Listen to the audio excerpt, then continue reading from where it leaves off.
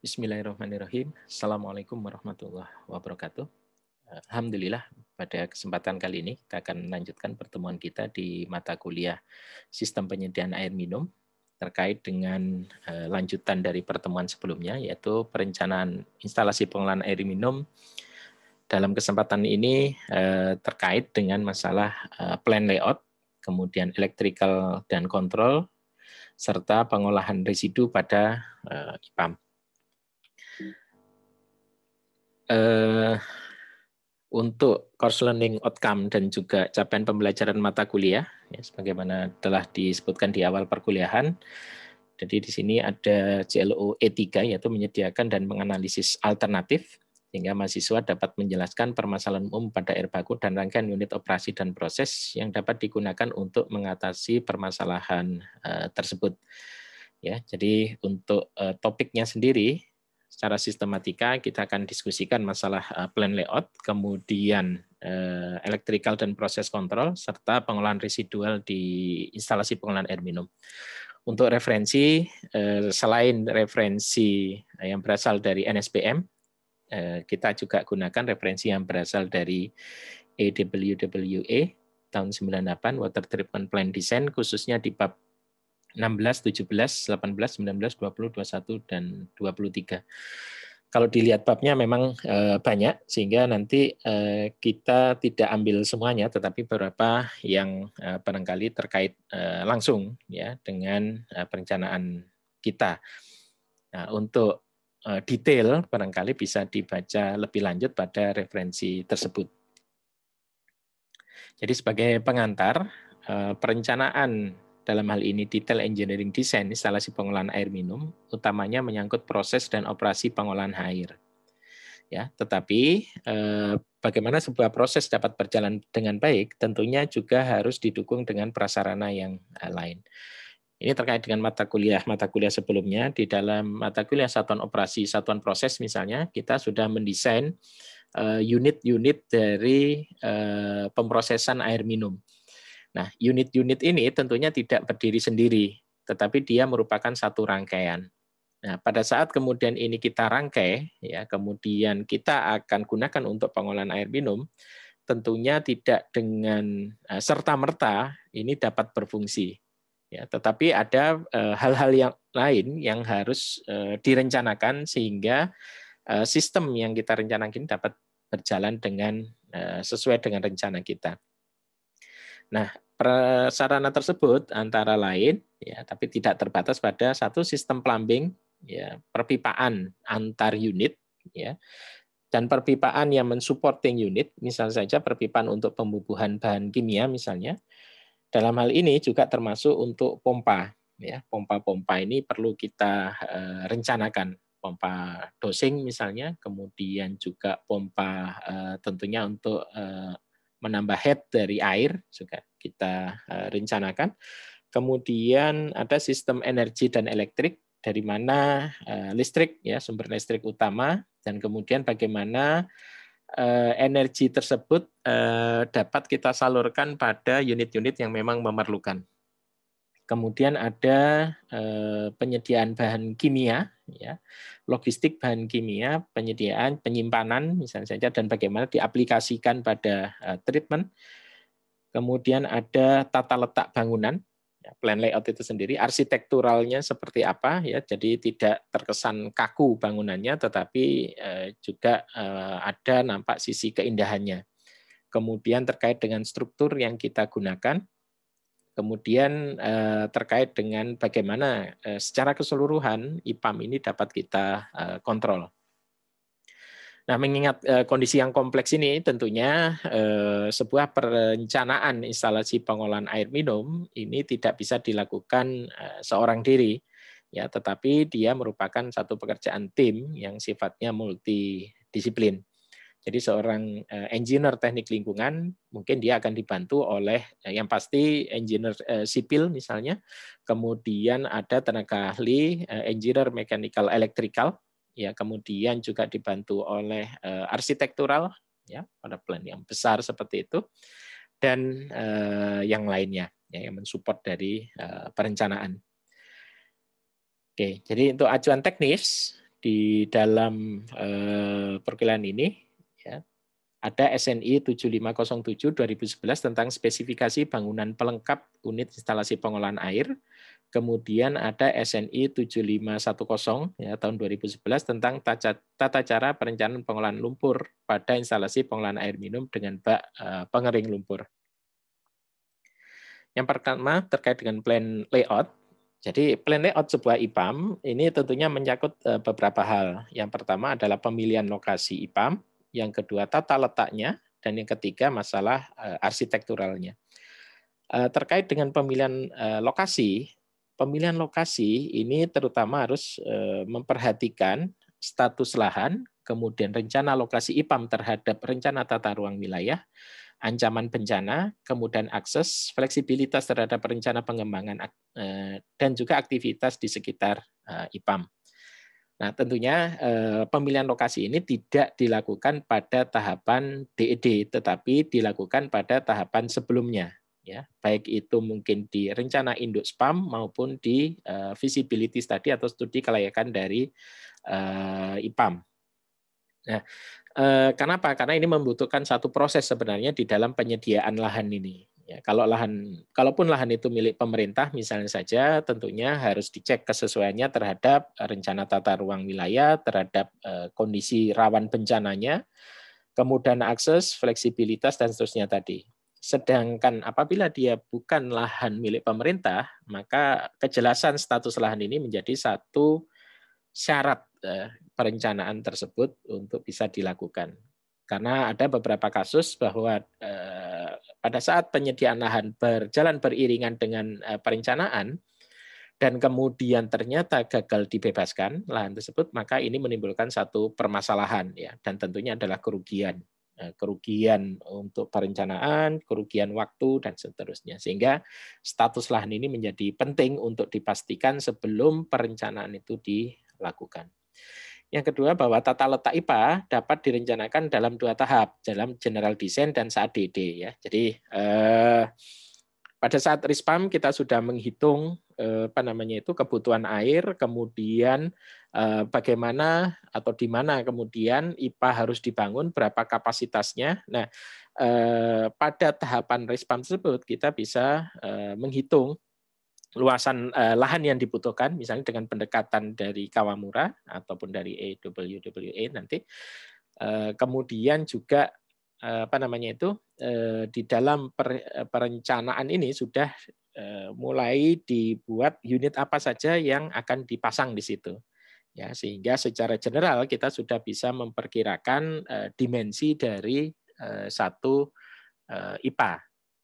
Ya, kemudian tata letaknya juga sudah kita siapkan, lokasi tadi ya sudah harus paling tidak sudah jelas kemungkinannya di mana ya. Nah, baru kemudian pada tahapan DED rencana besar di RISPAM tadi ini didetailkan.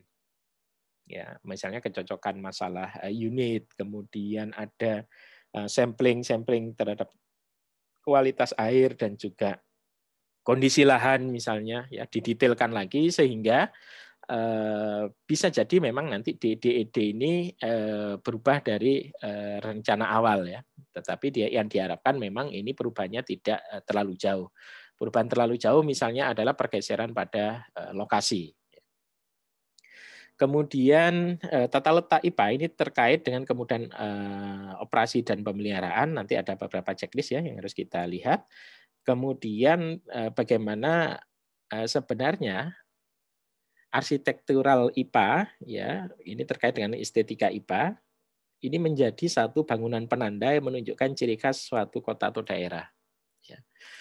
Kita ingat beberapa water tower atau reservoir air ya yang ada di beberapa kota ini bisa menjadi penanda dari keberadaan kota tersebut. Misalnya saja menara air yang ada di Kota Magelang ya, alun-alun Kota Magelang, kemudian juga yang ada di Kota Medan. Ya. Di sini bisa menjadi satu penanda atau menjadi ciri khas dari satu kota. Ya, ini kalau memungkinkan, kalaupun tidak juga tidak jadi masalah.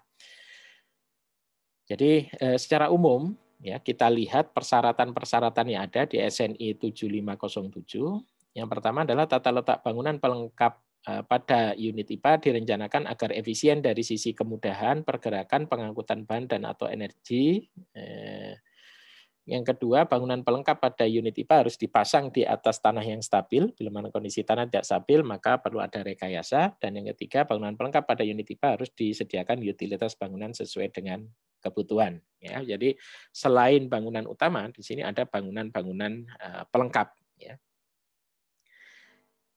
Nah, untuk luasan minimalan IPA dan bangunan, jadi di sini pada SNI 7507 2011 yang berlaku untuk kapasitas maksimal 50 liter per detik. Jadi luas rencana tata letak bangunan pelengkap dan unit IPA minimal 60% dari luas lahan. Ya. Saya ulangi lagi, luas rencana tata letak bangunan pelengkap dan unit IPA, jadi pelengkap dan IPA-nya itu adalah 60% dari luas lahan. Sementara 40% sisanya ya di sini digunakan untuk landscaping ya dari lahan, ya, dari lahan, kemudian juga untuk membentuk satu tampilan yang lebih bagus dari IPA. Nah, kebutuhan luas lahan ini minimal seperti yang disebutkan di sini. Jadi ada ruang operasional kantor, kemudian ruang penyimpanan bahan kimia, ruang laboratorium, rumah pompa, genset, pos jaga dan tentunya gudang barang. Nah, kalau kita lihat ya untuk ruang laboratorium, pompa dan genset ini tidak terlalu banyak perbedaan ya. Terutama nanti sampai kapasitas sekitar 20 liter per detik. Ya, lebih dari itu kemudian baru ada perubahan ini karena terkait dengan dimensi dari genset dan juga pompa. Ya, termasuk juga di sini ruang penyimpanan bahan kimia dan operasional ini terkait dengan operator atau pegawai yang ada di dalam IPA dan juga bahan kimia yang digunakan. Ini contoh tata letak berdasarkan SNI ya. Jadi di sini ada IPA, kebetulan adalah digunakan IPA paket ya, tipe kedasih. Kemudian ada reservoir di sini.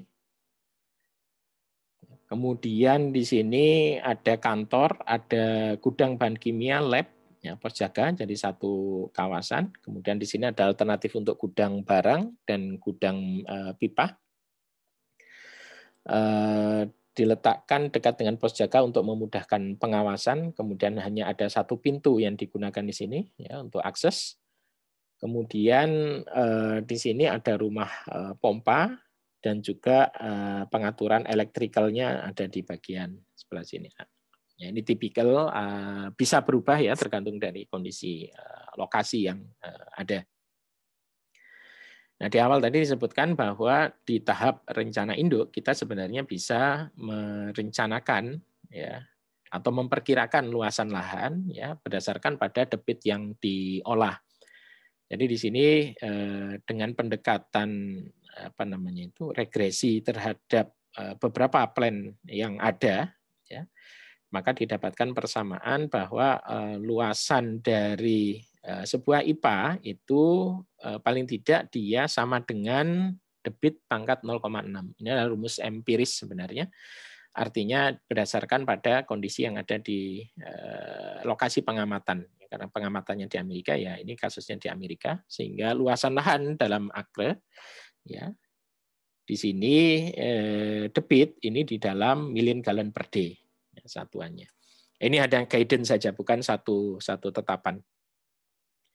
Ini ada tahapan-tahapan di dalam pemilihan lokasi. Karena ini di dalam rencana induk, saya kira nanti beberapa checklist dan seterusnya ini kita agak cepat saja. Mulai dari penyiapan work plan-nya, kemudian identifikasi proyek komponen, kemudian siapa saja yang berperan di situ, adanya partisipasi publik ya, terutama karena ini fasilitas publik dan diletakkan juga di sekitar masyarakat. Kemudian ada pengembangan dari kriteria-kriteria, kemudian ada pemilihan kandidat, ya.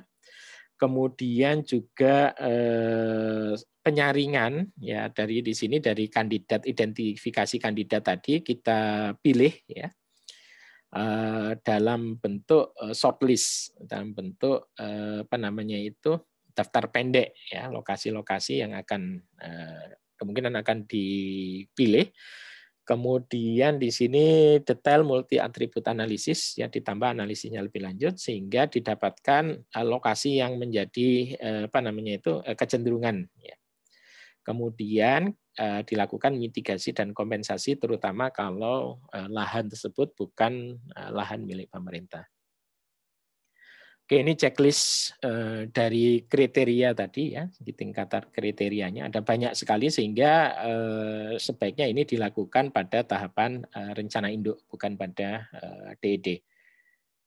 Oke, ini juga masih terkait dengan pemilihan lokasi. Bagaimana kecenderungan untuk apa namanya itu treatment atau plan ya yang memerlukan sedikit lahan dan memerlukan lahan yang lebih luas ya. Artinya kita lihat faktor-faktor apa yang kemudian menentukan. Dan ini sebenarnya juga bisa dibalik, artinya pada saat apa namanya kita mempunyai lahan yang sempit, maka kita lihat bahwa kapasitasnya misalnya kapasitas kecil, kemudian treatmentnya juga lebih advance misalnya ya di sini, kemudian apa namanya untuk plan layout-nya ya menggunakan Commonwealth Construction. Jadi strukturnya itu kompak seperti itu, kemudian lokasinya juga lokasi yang datar, ya tidak ada lokasi buffer dan seterusnya. Sementara kalau lahan kita luas, ini preferensinya. Ya, secara umum seperti itu. Oke, ini masih tadi lanjutan dari faktor-faktor yang mempengaruhi plan layout. Dan kemudian dikenal paling tidak ada 3 tipe plan layout menurut WWE, ya, model linear 1, model kampus, dan model kompak. Yang linear ini yang mungkin menjadi favorit ya karena sederhana saja sebenarnya sistemnya seperti train gitu ya dari hulu kemudian sampai ke hilir gitu. Ya, dari treatmentnya kita jajarkan dari ujung ke ujung, kemudian kalau akan ada pengembangan, ini tinggal letakkan saja di sebelahnya. Ya. Jadi linear layout ini keuntungannya terutama adalah konsepnya sederhana saja. Ya. Jadi kemudian bagian hulu di atas, bagian di hilir agak bawah. Jadi kalau secara apa namanya itu gravitasi seperti itu ya lahan menguntungkan ya ini mudah saja untuk perencanaannya. Kemudian juga pengembangannya menjadi lebih mudah karena tinggal di copy paste saja di sebelahnya seperti itu. Nah hanya saja memang nanti kekurangannya adalah satu bentuknya cenderung memanjang. Pada lahan-lahan yang bentuknya apa namanya itu tidak memanjang, ya ini tentunya kurang cocok. Yang kedua, terutama adalah pada peletakan bahan kimia atau pemberian bahan kimia nantinya. Karena dia memanjang dan pemberian bahan kimia itu biasanya terkonsentrasi, ya misalnya saja pada koagulasi flokulasi di ujung, kemudian di ujung yang lain di sini ada disinfeksi misalnya saja, maka apa namanya dibutuhkan sistem perpipaan yang juga agak panjang ya untuk dosing ya. Kemudian juga kalau ini plan yang besar tentunya ini akan merepotkan karena konsentrasinya akan terbagi. Yang kedua adalah bentuk kampus ya, disamakan bentuk kampus karena modelnya yang dia tersebar seperti ini ya, seperti kampus itu. Ya, kampus itu kan dia seperti satu kompleks gitu, bukan satu yang memanjang gitu ya. Jadi di sini beberapa apa namanya itu tersebar di beberapa tempat. Ya, masih satu tempat, tetapi kita bisa mengatur sehingga dia tidak memanjang. Ya, keuntungan utamanya pada strukturnya tidak kompleks, kemudian ketahanan yang lebih baik, ya. Karena apa? Karena dia terpisah, sehingga apa namanya pondasi juga terpisah, dinding juga terpisah. Kemudian better accommodation of differential settlement, ya, lebih akomodasinya lebih baik, gitu. Kemudian akses kendaraan juga menjadi lebih enak. Kemudian untuk modifikasi ya ini juga menjadi relatif sederhana ya karena dia terpisah. Sedangkan apa namanya itu kekurangannya ya disadvantage-nya itu misalnya saja ada longer travel distance yang ini nanti terkait dengan masalah long piping connecting the unit result higher head loss ya. Jadi head loss-nya lebih besar nanti. Kemudian terkait biaya konstruksi ya, karena di sini tidak menggunakan satu dinding untuk 2 treatment misalnya, tetapi dindingnya dibuat terpisah atau sendiri-sendiri. Ya. Kemudian lebih memerlukan banyak ruang dan kemudian ya karena letaknya agak tersebar, ini masalah piping ini menjadi satu PR karena ada kemungkinan dia harus ditanam ya, harus ditanam di tanah. Kemudian ada, nah ini IPA apa namanya itu yang compact seperti itu ya. Jadi dia dalam bentuk cluster. Ada beberapa kelebihan dan kekurangan ya di dalam hal ini. Keuntungan utamanya adalah karena compactnya itu maka apa namanya sistem perpipaan kelistrikan itu bisa menjadi satu tempat. Gitu. Ya, lebih pendek juga untuk pipingnya. Kelistrikannya juga mudah karena apa namanya itu pembagiannya ya lebih sederhana. Tetapi di sini juga mengandung kekurangan terutama nanti pada maintenance-nya ya pada operasional dan pemeliharaannya karena space-nya menjadi lebih kecil ya menjadi lebih kecil sehingga akses dari operator juga menjadi lebih apa namanya itu lebih sulit ya. Kemudian juga adanya apa namanya itu kompleksitas ya pada desain buildingnya karena biasanya di sini ada mixed use building operation and administration misalnya saja ya. Jadi plan sekaligus kantor di situ misalnya. Nah ini yang juga perlu diperhatikan. Oke ini beberapa yang perhatikan atau beberapa model ya tadi. Nah, bagaimana prosedur perencanaan layout-nya? Sebenarnya sederhana saja. Jadi dari rencana lokasi yang sudah kita punyai tadi di Rispam ya. Sementara di sini ada detail desainnya di sini. Ya. Kemudian di sini kita layering. Layering itu artinya kita apa namanya itu? Kita tumpuk seperti itu ya. Kalau di CAD biasanya ya antara lokasi sama dimensi yang sudah kita hitung. Kemudian kita tata ya peletakannya ya. Acuannya 3 tadi tapi ya kita sesuaikan saja. Kemudian perencanaan perpipaannya ya termasuk pemompaan pasti. Kemudian ada perencanaan peletakan utilitas pendukung. Nah, setelah sudah semuanya coba kita lihat apakah ini telah optimum terkait dengan kondisi topografinya, apakah unit bisa berfungsi dengan baik, ya, kemudian operasional, biaya konstruksi, kemudian tahapan pengembangan dan juga masalah keamanannya. Oke, tentunya tidak bisa semuanya terpenuhi secara memuaskan ya, sehingga di sini yang ada adalah bagaimana ini bisa optimum gitu. Ya, semuanya sudah ya istilahnya itu kompromi lah atas berbagai macam pertimbangan ini. Ya, kalau belum ya kita ulang lagi ya penataannya. Ya, tentunya ini melalui diskusi dengan pemegang stakeholder ya, pemegang kepentingan. Dan kemudian setelah oke semuanya setuju, ini sudah kita selesai ya layout kita. Nah, kita dapat mempelajari beberapa plan layout, misalnya saja dari instalasi-instalasi yang sudah ada. Tentunya kalau kita akan detail ya melalui gambar teknik ya dari lokasi-lokasi yang ada. Ini contoh misalnya saja untuk IPA Pejompongan 1 misalnya. Jadi di sini terlihat unit-unitnya. Ya, ini ya menggunakan di bagian tengah ini ada filter ya, kemudian ada clariflocculator ya, kemudian juga kita lihat adanya kantor ya, kemudian adanya gedung kontrol, adanya perpipaan dan seterusnya, semuanya ada di sini. Ya.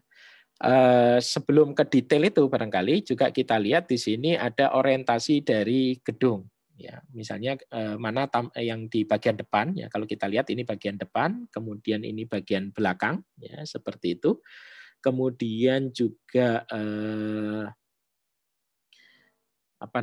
orientasi terhadap wilayah, ya, orientasi terhadap wilayah. Dan ini peta ini sebenarnya atau plan layout ini dia berskala. Ya, sayangnya kepala gambar di sini tidak bisa ditampilkan, nanti jadi terlalu kecil gambarnya. Ya, kalau kita lihat ini saja sudah kecil ya. Jadi kita bisa lihat sebenarnya, misalnya di sini ada diameter pipa yang digunakan berapa, kemudian arah alirannya seperti apa, dan seterusnya sebenarnya bisa terlihat dari plan layout ini. Nah, ini maketnya dalam bentuk maket ya untuk memperjelas tadi di bagian depan yang mana, belakangnya mana, ya seperti ini. Nah, ini kemudian kalau ada kondisi lapangannya ya seperti ini. Salah satu contoh untuk kelari flokulatornya. Kemudian ini contoh yang lain dari satu IPA, ya, IPA Pejombongan 2 di Jakarta. Ya. Ada pulsator di sini, kemudian ada filter-filter, kemudian juga bangunan-bangunan di sekitarnya yang menjadi pendukung. Ya, termasuk sama juga kita bisa lihat orientasi terhadap wilayah, terus juga ada sistem perpipaan di sini. Ya, sistem perpipaan di dalam dan yang keluar ini ya, terkait dengan distribusi.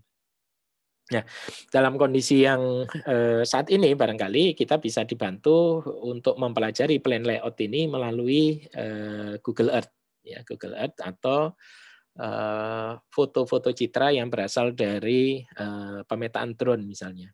Nah, kalau kita lihat di sini yang nampak memang hanya unit bangunannya saja, sementara sistem pipingnya di sini tidak bisa kita lihat. Kemudian bagaimana arah arah pengaliran ya tidak bisa juga kita lihat. Nah, ini tentunya bisa disupport dengan data-data yang ada di website ya. Jadi misalnya unit apa saja, kemudian apa saja bahan kimia yang ditambahkan di mana dan seterusnya. Nah, ini tampak arealnya ya, tampak atasnya di sini IPA Pejombongan 2, sementara ini adalah IPA Pejombongan 1 di Jakarta.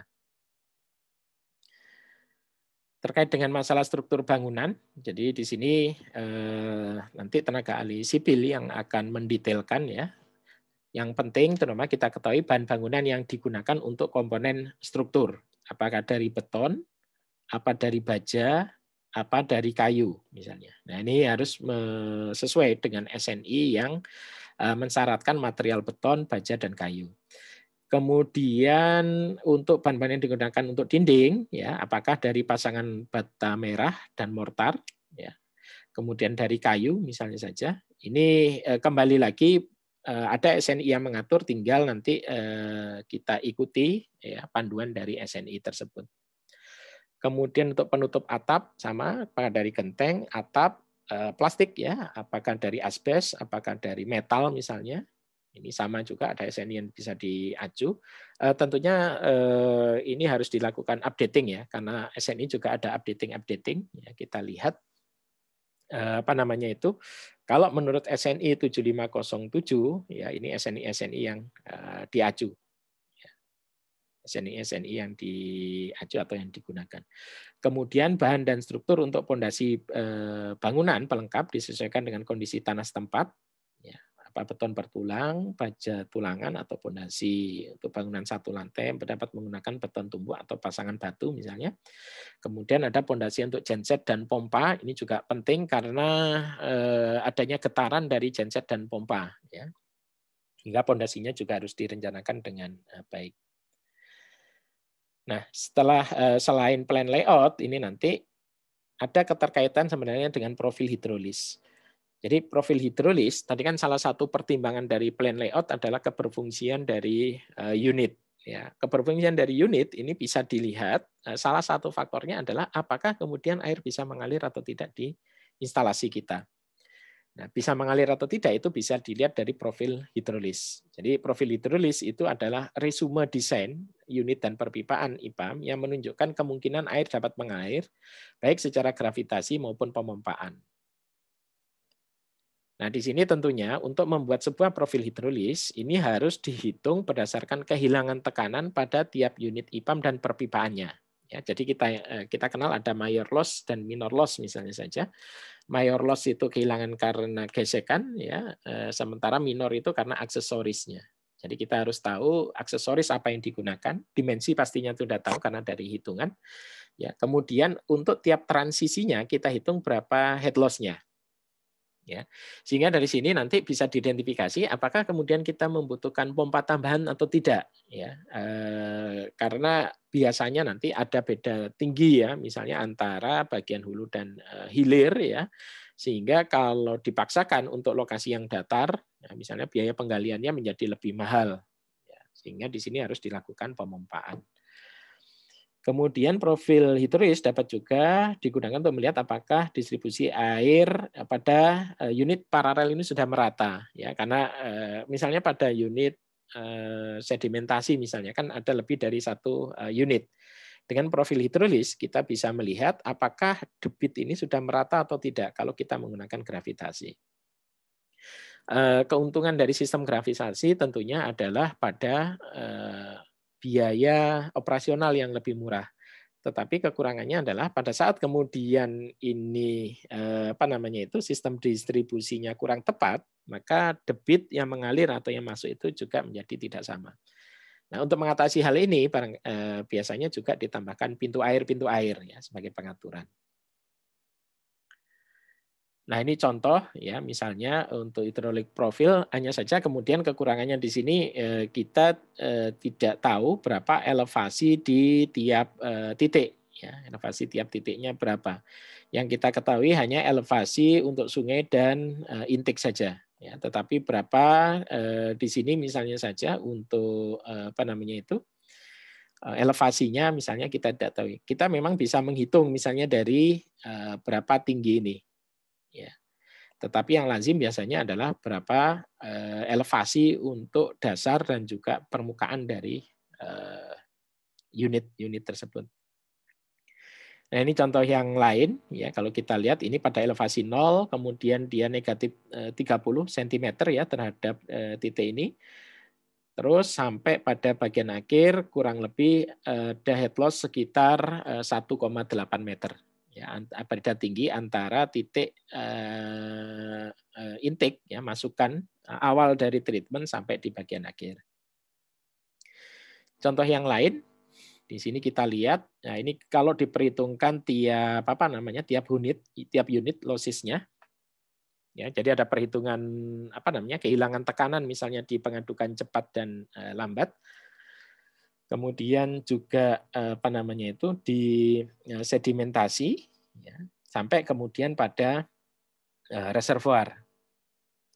Jadi kalau kita lihat misalnya beda tinggi di awal ini, kalau terkait dengan sungai ada elevasinya 120 misalnya saja, sementara pada bagian akhir ya clear well-nya atau reservoirnya itu 102, berarti kurang lebih ada sekitar 18 meter. Ya. Nah, tentunya itu kalau kita buat secara gravitasi, beda tingginya menjadi sangat-sangat tinggi sekali, sehingga ada kemungkinan harus ditambahkan dengan pemompaan sehingga ini kembali lagi di atas tanah ya. Jadi ini ilustrasinya, misalnya ini adalah muka tanah seperti itu ya. Kemudian karena head loss ini kan pasti akan turun seperti ini. Ya, akan turun. Jadi kalaupun dia di atas ini dia akan turun ini. Sehingga pada satu titik barangkali, misalnya dia sudah 4 meter, 3 meter biasanya ya, atau 4 meter, ini bisa kita tambah pompa sehingga nanti unitnya akan naik lagi seperti ini. Ya, tentunya nanti dia akan turun lagi. Ya, itu untuk desain profil hidrolisnya. Oke, itu bagian layout, kemudian juga terkait dengan unit tambahan yang ada di dalam IPA dan juga profil hidrolis. Kemudian terkait dengan electrical dan proses kontrol, ini barangkali tidak terlalu banyak saya bisa jelaskan karena ada tenaga ahli tersendiri sebenarnya yang akan merencanakan masalah electrical dan proses kontrol ini. Tetapi bagi kita, engineer teknik lingkungan, paling tidak kita tahu ya apa saja hal-hal yang terkait dengan masalah electrical dan kontrol proses ini. Jadi sistem elektrikal ini terutama menyangkut penyediaan energi listrik dan distribusinya. Ya. tidak akan sangat sulit sekali sebenarnya, walaupun juga bukannya tidak mungkin kita tidak menggunakan energi listrik ya, atau non listrik misalnya. Artinya murni gravitasi atau murni hidrolik ya. Dalam kondisi yang saat ini menjadi agak apa namanya itu, agak tidak mungkin ya merencanakan tanpa listrik. Nah, perhatian utama untuk sistem listrik adalah keamanan dan rehabilitas serta masalah biaya. Biaya penyediaan sistem elektrikal antara 5-10% dari biaya konstruksi. Kemudian penyiapan sistem kelistrikan IPAM harus dilakukan oleh insinyur elektrikal dengan mengacu pada standar kelistrikan yang ada. Beberapa hal yang terkait dengan sistem kelistrikan adalah fase daya listrik, ya, 2 fase atau 3 fase. Kemudian ada transformator, ada motor dan controller, ada pencahayaan, ya, lampu, ada perlindungan terhadap petir dan power factor correction. Ini terkait nanti dengan masalah penghematan biaya listrik. Ya. Sebagian besar IPA saat ini telah dioperasikan dengan sistem kontrol otomatis. Ya. Penggunaan sistem kontrol otomatis didorong oleh satu, kebutuhan untuk meningkatkan kualitas hasil pengolahan air. Kedua, semakin ketatnya baku mutu. Kemudian ketiga, kebutuhan untuk mengefisiensikan biaya. Kemudian keempat, perbaikan kondisi operasi, pemeliharaan manajemen pengambilan keputusan secara teknis, kemudian deteksi problem lebih dini, dan respon terhadap kondisi darurat yang lebih cepat. Kontrol IPA dapat dilakukan secara lokal dengan komputer. Ya, jadi sistem kontrol, kalau dulu kita menggunakan sistem yang manual, artinya pengamatan dari operator, kondisi yang ada saat ini adalah bahwa kontrol ini bisa dilakukan secara otomatis. Kontrol secara otomatis ini tentunya akan meningkatkan hal-hal ini tadi, ya, hal-hal ini tadi. Kemudian di sini ada beberapa titik kontrol dan monitor di IPAM, ya. Monitornya terutama raw water pumping, kemudian mixingnya, clarification-nya, filtration, disinfection, kemudian ada terkait dengan sludge handling-nya, terkait dengan pemompaan air produksi dan hal-hal yang lain, ya. Ini yang harus kita monitor, ya. Dan ini yang kemudian harus kita kontrol. Nah, tentunya kalau kita hanya mengandalkan operator, ya maka tingkat errornya akan menjadi lebih tinggi. Sehingga untuk kondisi yang saat ini, ya ini sudah dibuat atau ditampilkan dalam bentuk monitor yang lebih sederhana, sehingga kita bisa mengamati kondisi-kondisi ini dengan lebih mudah dan lebih cepat. Kontrol pun juga sudah paling tidak sekarang kontrol itu sudah combine antara operator dan kontrol otomatis. Ya. Ini beberapa contoh sistem kontrol. Ya. Bisa dilihat misalnya untuk sistem klorinasi dan kemudian untuk backwash, ya, karena kompleks biasanya backwash itu untuk operasi apa namanya itu filtrasi dan pencuciannya, maka akan menjadi lebih mudah pengaturan valve-valve ini dilakukan secara apa namanya itu otomatis. Ya.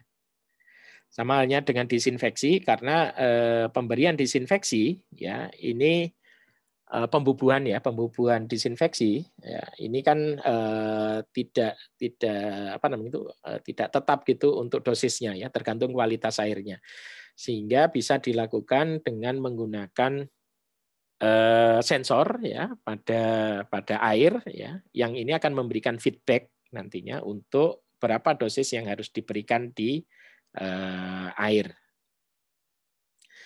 Kemudian desain sistem kontrolnya, desain sistem kontrol diwujudkan dalam bentuk arsitektur kontrol instalasi pengolahan air. Di dalam arsitektur tersebut digunakan software kontrol, sistem DCS atau SCADA.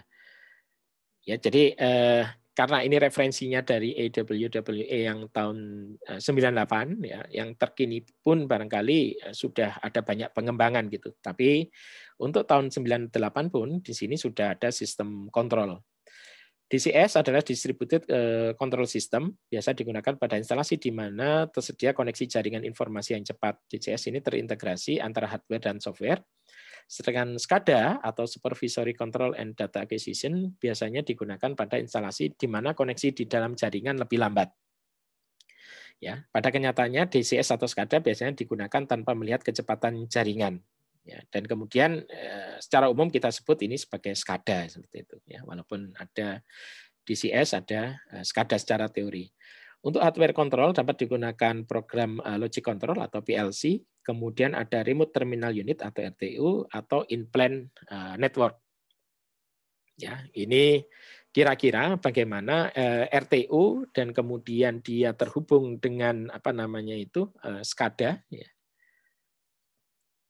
Jadi arsitektur ini tentunya direncanakan oleh electrical dan mechanical engineer, ya. Information engineering barangkali juga akan bisa terlibat di sini ya, untuk bagaimana data acquisition kemudian data execution-nya juga. Oke. Nah, ini kira-kira dalam bentuk RTU dan grafisnya. Tadi untuk pengaturan apa namanya itu kontrol ini apa saja yang harus kita kontrol dengan mudah dapat kita amati pada layar ya. Kemudian untuk apa namanya? Untuk tiap unitnya bisa ada RTU yang terpasang ya, di sana. Ini misalnya untuk sistem distribusi, ya, untuk sistem distribusi misalnya ini di PDAM Kota Malang ya. Apa namanya itu? Ini dapat kita lihat untuk apa namanya itu?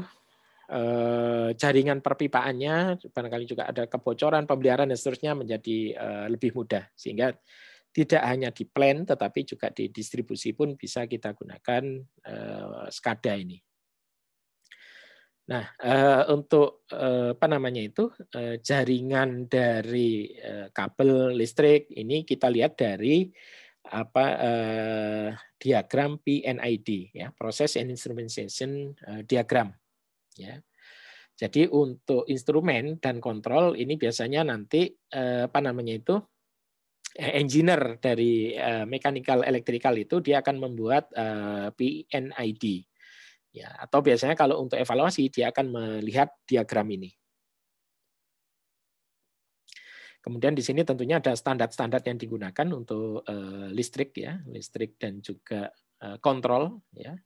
Jadi terlihat ini yang kalau kita orang teknik lingkungan taunya ya ini filter gitu. Nah, cuma kemudian bagaimana sistem input, kemudian outputnya, bagaimana cara kontrol, ini tentunya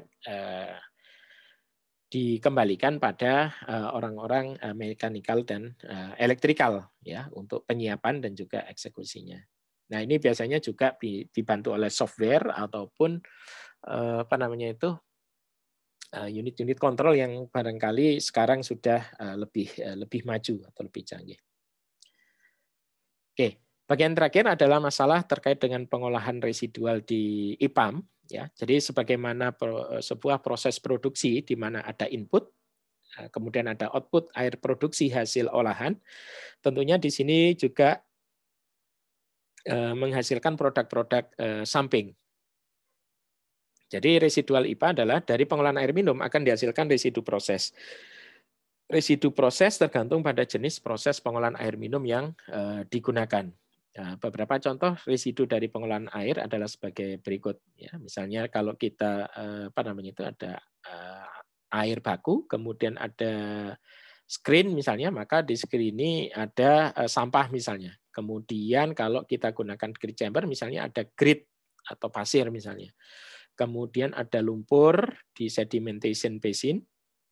Ya, kemudian ada lumpur koagulan, kemudian ada sisa filter. Sisa air pencucian filter ya dari backwash filter. Ini yang harus dikelola.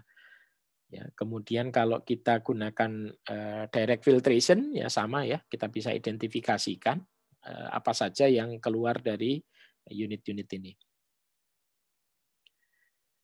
Oke, secara umum seperti ini untuk pengolahan dari lumpur IPA ya. Ada thickening, ada dewatering, drying, kemudian disposal. Yang tidak ada yang agak berbeda dengan pengolahan di air limbah adalah lumpur air limbah adalah adanya stabilisasi ya, karena di sini tidak memerlukan stabilisasi. Tetapi yang ada cuma unit thickening, dewatering, drying, dan disposal. Ini yang untuk unit lengkapnya. Dari thickening misalnya saja nanti ada air yang bisa dikembalikan pada air baku atau pada tahap awal pengolahan.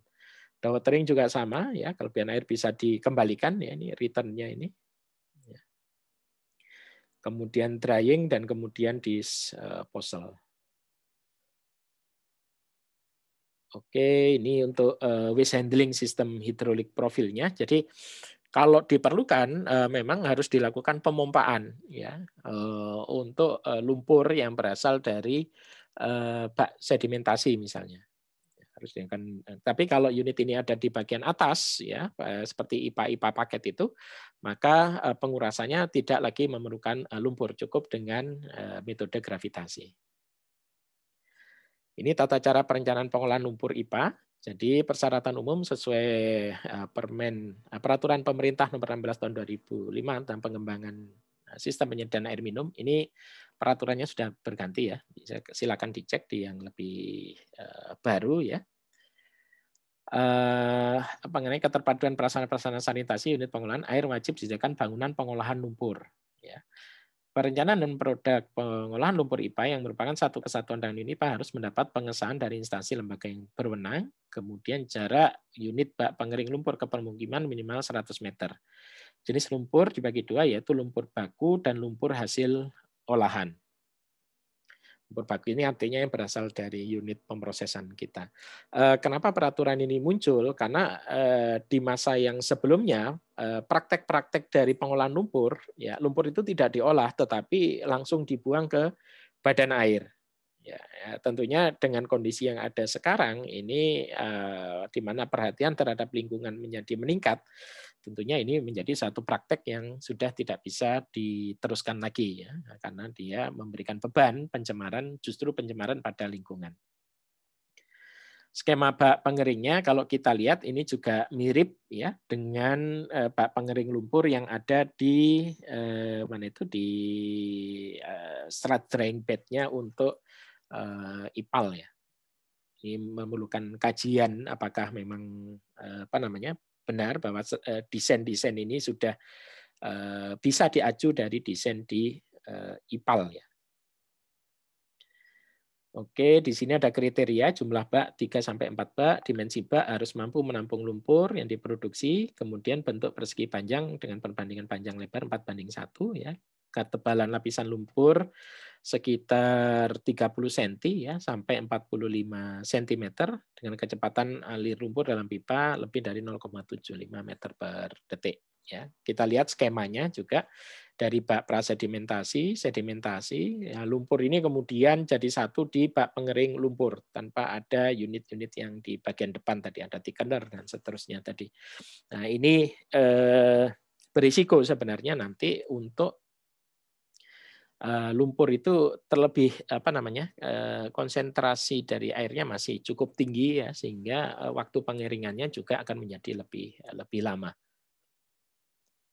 Kemudian di sini ada kriteria untuk pipanya yang digunakan, kemudian peletakan pipa inlet di atas permukaan pasir, penerapan tambahan ya, kemudian ada kerikil, pasir dan seterusnya ini dari SNI ya terkait dengan syarat-syarat ini. Kemudian untuk under drain, untuk pompa juga sama bisa dilihat di sini untuk kriterianya. Ya. Sama ini juga kriteria Pak Pengering untuk lanjutannya ya mengenai pompa yang digunakan. Nah, langkah untuk perencanaannya yang pertama tentukan volume dan kadar air dari lumpur yang keluar dari unit IPA yang akan diolah pada bak pengering lumpur. Ya, ini bisa diperhitungkan dari mass balance. Kemudian tentukan kriteria yang memenuhi pasal 7 tadi ya, ada beberapa kriteria-kriteria tadi, kesediaan alat dan lahan juga kita perhatikan. Baru kemudian dilakukan perhitungan dimensi jumlah bak pengering lumpur termasuk sistem perpipaan dan pemompaannya. Ini beberapa contoh ya dari pengelolaan lumpur ya, dari pengelolaan lumpur misalnya ini yang di Jambi, kalau nggak salah di KK Tanjung Sari kalau tidak salah. Ya, ini reservoirnya sudah menggunakan reservoir yang tipe baru ya, steel glass wool. Kemudian ini untuk kolam kolam pengendapannya ya, kolam pengendapannya. Jadi di model mirip dengan round and baffle gitu ya, modelnya round and baffle, tetapi dia dengan jarak yang lebih lebih renggang untuk baffle-nya seperti ini, dan diharapkan di sepanjang aliran ini dia akan mengendap. Kemudian ini yang di Karangpilang ya, di Surabaya ya, untuk handlingnya ada selat string pad ya, memanjang seperti ini ya. Nah, bisa juga dibantu dengan unit filter press ya. Artinya lumpur yang dihasilkan ini juga kadar airnya sudah jauh turun seperti itu. Ya, demikian yang barangkali dapat dijelaskan di dalam perkuliahan ini ya, terkait dengan plan layout tadi, kemudian ada kontrol, kemudian ada pengelolaan buangan pada IPA. Nah, tentunya kuliah ini adalah kuliah pengantar, jadi bukan semuanya dan sudah pasti tidak semuanya ada di dalam pengantar ini. Ya, untuk detail silahkan dibaca lebih lanjut pada referensi yang sudah disampaikan tadi di depan, ya, termasuk NSPM yang terkait. Updating informasi terkait dengan penggunaan SNI tadi perlu untuk dilakukan ya, agar perencanaan kita tetap update sesuai dengan peraturan yang terbaru. Demikian barangkali untuk perkuliahan kita, semoga bisa bermanfaat. Kita akhiri, alhamdulillahirabbil alamin. Assalamualaikum warahmatullahi wabarakatuh.